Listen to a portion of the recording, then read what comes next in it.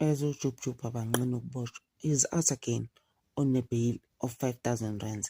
Umuntu was arrested for a long time. He was at lockup.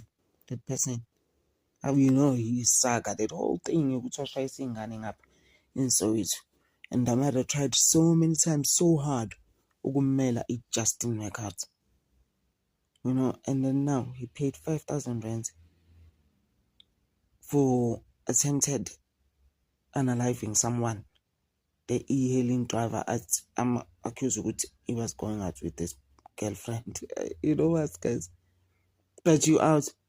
Because that person, actually, even when they had that accident with the children there in Soweto, that wasn't right. You're out again in our society, you're walking with us in the same street. So people are busy for uyajola 99 and make money while other people are suffering because of you. And then be in the same society when you are a flight risk, basically. Don't know how we got this 5,000 rands bail. I'm sure the mother paid again, like she always does.